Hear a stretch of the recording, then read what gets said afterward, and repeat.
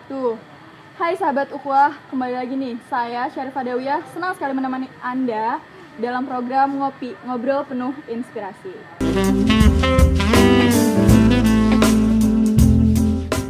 Oke sahabat Ukhuwah, kemarin kita sempat menyediakan kolom komentar untuk teman-teman bertanya di Instagram @lpmukhuwah. Jadi sekarang kita bakal langsung tanyain ke Kak Pardinya nih, berhubung Kak Pardinya ada di sini. Oke, untuk ke pertanyaan pertama nih ya, langsung aja dari @sitiwijaya.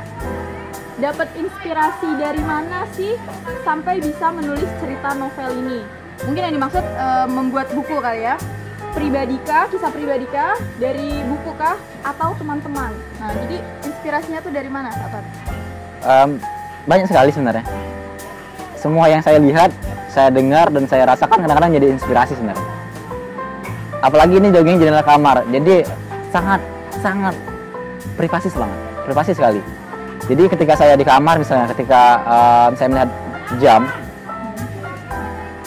saya menulis puisi tentang itu. Tapi kebanyakan rata-rata bukan tentang hasil apa ya, khayalan, renungan dan lain, bukan. Rata-rata hasil keresahan saya ketika saya di lapangan misalnya. Jadi ketika saya liputan, kebetulan saya seorang wartawan ya. Jadi ketika saya di liputan di lapangan, banyak hal-hal yang tidak selesai ketika saya tulis. Jadi ada beberapa puisi yang saya berawal dari sebuah liputan sebenarnya. Ketika saya datang ke tempat lokasi, saya liputan, saya wawancara, saya pulang, saya tulis menjadi sebuah berita, naik di media saya. Dan menurut saya itu belum puas saya untuk menikmatinya. Karena ada hal-hal yang menurut saya sangat pribadi yang saya belum selesai. Jadi akhirnya saya selesaikan dengan sebuah puisi ini. Jadi menurut Kak Pardi, puisi ini tuh sebagai media untuk mengekspresikan diri Kak Pardi gitu ya? Salah satunya seperti itu, tepatnya seperti itu. Ketika saya tidak puas dengan bercerita, ketika saya tidak puas dengan menulis berita, karena kebetulan saya wartawan, maka saya tuliskan menjadi sebuah puisi ini. Biar lebih pribadi, lebih saya seri pribadi keluar saya itu. Biar tidak terbatas gitu. Tidak terbatas. Nah, untuk yang kedua nih, ada dari @rainal25. Ini nitip pertanyaan. Dalam pembuatan buku ini, butuh waktu berapa lama proses menulis, dari menulis puisi-puisinya sampai jadi buku? Terus juga apa sih tujuannya yang ingin disampaikan? Jadi saya proses menulis puisi sebenarnya sudah lama. Tadi saya sudah ceritakan bahwa sejak SMP saya sudah menulis puisi. Berarti itu proses yang panjang sebenarnya. Berarti dari SMP berarti berapa tahun yang lalu berarti ya? Mungkin lebih dari 5 atau 7 tahun yang lalu. Dan kebetulan dalam buku ini tidak dari SMP, tidak. Cuma dalam waktu 1 tahun terakhir.